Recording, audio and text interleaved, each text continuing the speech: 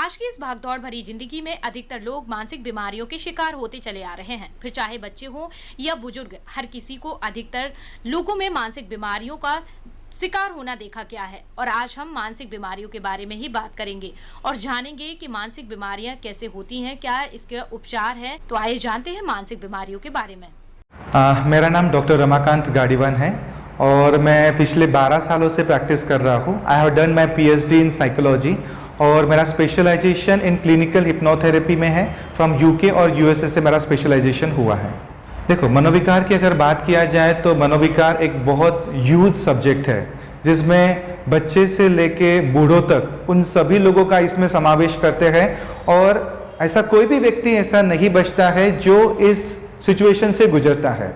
हर व्यक्ति जो इस संसार में आता है उसको कभी ना कभी जीवन के किसी न किसी मोड़ पे इस विकार से गुजरना होता है। जो व्यक्ति नॉर्मल कंडीशन से गुजरते हैं उन्हें कभी आने की जरूरत नहीं पड़ती है, बट कभी कभी सिचुएशन इतनी खराब हो जाती है कि व्यक्ति खुद को ही नहीं समझ पाता है उसके साथ क्या हो रहा है, क्या नहीं हो रहा है, वो किस सिचुएशन से गुजर रहा है, उसको खुद को भी नहीं समझता है। तब ये प्रॉब्लम काफी ज्यादा होती है और वो फिर साइकोलॉजिकल या साइकेट्रिक पेशेंट फिर उसको कहा जाता है। मनोविकार के बारे में कहा जाए तो सबसे पहले मनोविकार शुरू होता है नींद की प्रॉब्लम से। जब भी कोई प्रॉब्लम्स होती है तो सबसे पहले होती है नींद की प्रॉब्लम, जिसे हम स्लीप डिसऑर्डर कहते हैं। जब ये नींद की प्रॉब्लम ज़्यादा होती है, व्यक्ति समझ नहीं पाता है, तो नींद की प्रॉब्लम से उसके बाद उसको सीने में घबराहट होना, डर लगना, जिसे हम एंजाइटी डिसऑर्डर भी कहते हैं। जब ये काफ़ी 1 महीना 2 महीना कंटिन्यू चलता रहता है तब वो आता है उदासीनता पे, जिसे हम डिप्रेशन डिसऑर्डर कहते हैं। उसके साथ साथ जब वो सीने में घबराहट होती है तो उसके वजह से उसको काफ़ी ज़्यादा निगेटिव थॉट्स आते हैं, बहुत ज़्यादा थॉट्स आते हैं, और वो जो थॉट्स कंट्रोल नहीं कर पाता है तब उसको पैनिक्स अटैक्स आते हैं, जिसे कहते हैं पैनिक डिसऑर्डर। इन सब चीज़ों से जब हम आगे जाते हैं और वो बहुत सारी चीज़ें एक ही साथ होती रहती है, तब उसको उसके साथ साथ जब पैनिक अटैक्स आते हैं तो फिर सीने में घबराहट के साथ साथ सर की प्रॉब्लम्स होती है, हेवीनेस होता है, उसको हम हेडेक कहते हैं। उसके बाद में जब वो पैनिक अटैक्स के साथ और ज़्यादा गुजरता है, फिर वो व्यक्ति एक प्रॉब्लम से लेकर दूसरे प्रॉब्लम तक आता है। धीरे धीरे उसको फिर वो सारी सिचुएशन में फिर उसको ऑब्सेसिव कंपल्सिव डिसऑर्डर कहा जाता है। जब एक ही विचार बहुत बार बार आता है और वो उस विचार को कंट्रोल नहीं कर पाता है, सो जिसे कहते हैं ऑब्सेसिव कंपल्सिव डिसऑर्डर, वो उसे OCD कहा जाता है। इस तरह के ये बहुत सारे प्रॉब्लम्स होते हैं जिसमें हम फिर एक एक प्रॉब्लम्स को आगे लेते हैं और वो सारे प्रॉब्लम्स एक साइकेट्रिक प्रॉब्लम्स में कहा जाता है। तो इस तरह की ये प्रॉब्लम्स होती हैं। देखो, लाइफ के बहुत सारे सिचुएशंस होते हैं, बहुत सारी सिचुएशन बचपन से लेके बुढ़ापे तक जीवन में बहुत सारे प्रॉब्लम्स आती है। स्कूल प्रॉब्लम से लेके, स्टडी रिलेटेड प्रॉब्लम से लेके, फिर मैरिटल प्रॉब्लम्स आती है, देन फैमिली प्रॉब्लम्स आती है और फिर ओल्ड एज प्रॉब्लम आती है। जीवन के अलग अलग टप्पों में हमें बहुत सारी प्रॉब्लम्स आती है और हर प्रॉब्लम्स में जरूरी नहीं कि हर किसी को फिर मानसिक प्रॉब्लम ही हो। जैसे कि जब बच्चों में आती है स्टडी रिलेटेड प्रॉब्लम्स आती है तो बच्चों को स्टडी रिलेटेड काउंसलिंग की जरूरत पड़ती है कि पढ़ाई कैसे की जाए, फिर उसको याद कैसे रखना है, फिर बच्चा एग्जाम के वक्त उसको डर लगता है तो बच्चे को एग्जाम के डर से किस तरह बाहर निकालना है। ऐसे छोटी छोटी चीजें होती है। तो ऐसे छोटी छोटी चीजों को लेकर बच्चा जब किसी काउंसलर के पास या साइकोलॉजिस्ट के पास पहुंचता है तो वो सिंपली एक समुपदेशन, जिसे हम काउंसलिंग कहते हैं, उस काउंसलिंग से भी ये छोटी छोटी प्रॉब्लम जो है वो सॉल्व हो जाती है।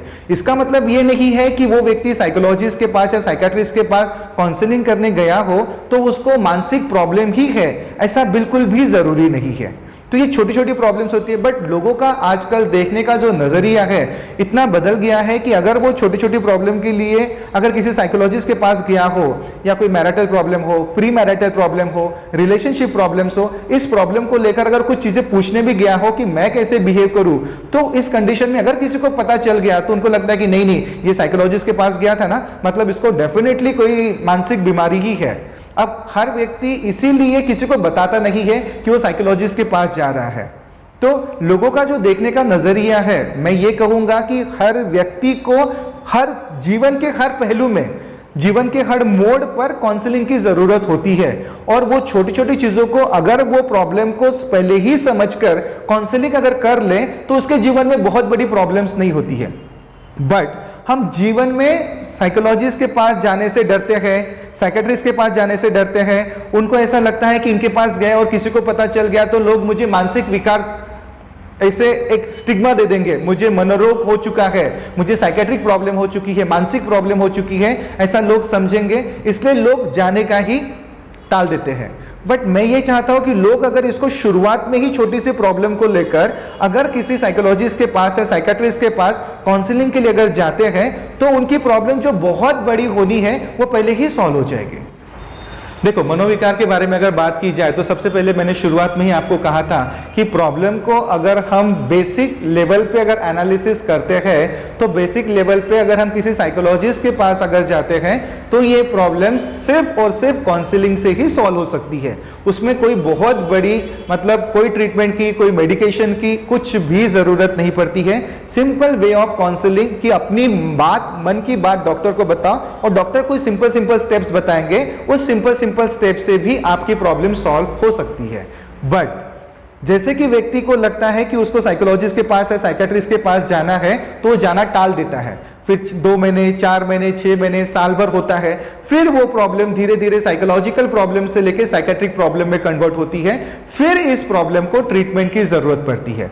तो इसके बाद जब ट्रीटमेंट में आते हैं तो मेडिकेशंस काम करती है, ठीक है। दूसरा एक तरीका भी है इस प्रॉब्लम को मेडिकेशन के अलावा जो सॉल्व करने का जो दूसरा तरीका है जिसे कहते हैं क्लिनिकल हिप्नोथेरेपी ट्रीटमेंट। ये ऐसा ट्रीटमेंट है जिसमें विदाउट मेडिकेशन हम सभी तरह के साइकोलॉजिकल प्रॉब्लम, साइकेट्रिक प्रॉब्लम जिसमें सभी तरह का समावेश है, उन सभी प्रॉब्लम्स को विदाउट मेडिकेशन के थ्रू भी हम रिकवर कर सकते हैं।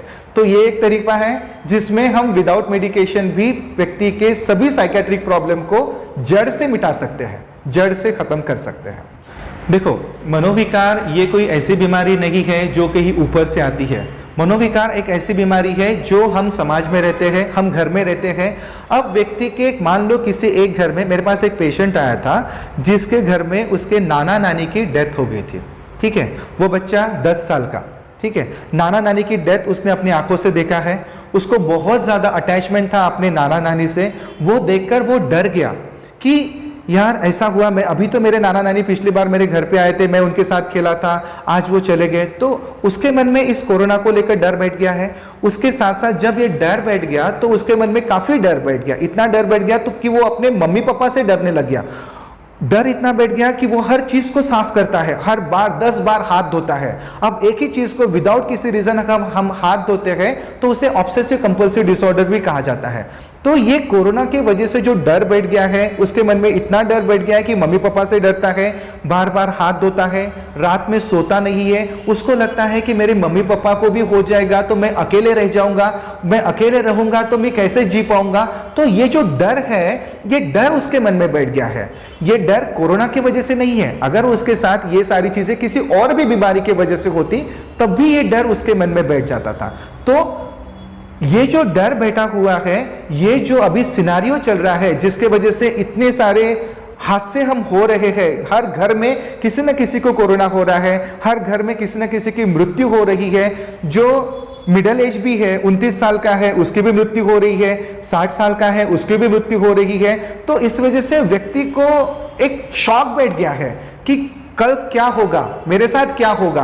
तो ये जो पूरा माहौल बना हुआ है, ये पूरा माहौल ही एक डरावना बन चुका है जिसके वजह से व्यक्ति को प्रॉब्लम्स हो चुकी है।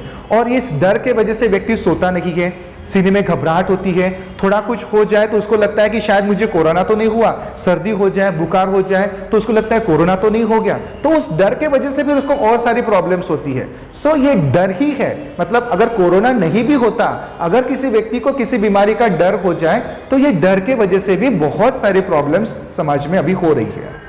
मैं जनता को यही संदेश देना चाहूँगा कि अभी के सिचुएशन जो चल रही है इसमें सबसे ज़्यादा इम्पॉर्टेंट है हम हमारे डर को कैसे कंट्रोल करें।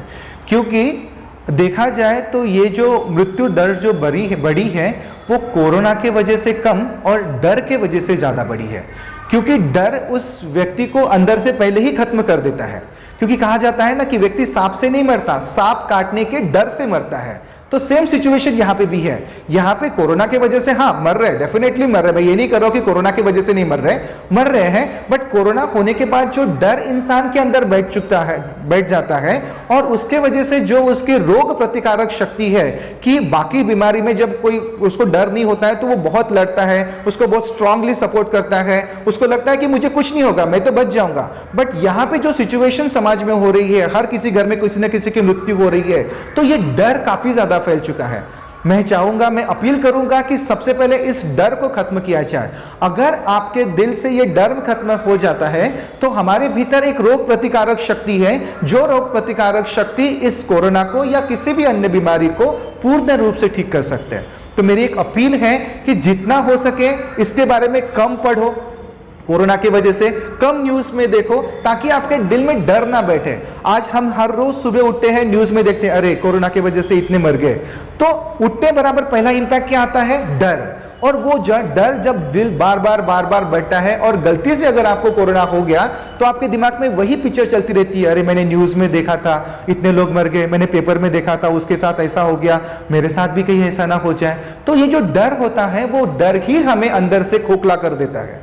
तो सबसे पहले इंपॉर्टेंट चीज है कि इसमें आप अपने डर को खत्म करो। जितना आपका डर नहीं होगा उतनी ही आपकी इम्यूनिटी पावर स्ट्रांग रहेगी, जो हर किसी के इंसान के अंदर होती है। बस उस इम्यूनिटी पावर को खत्म करने का काम करती है ये डर।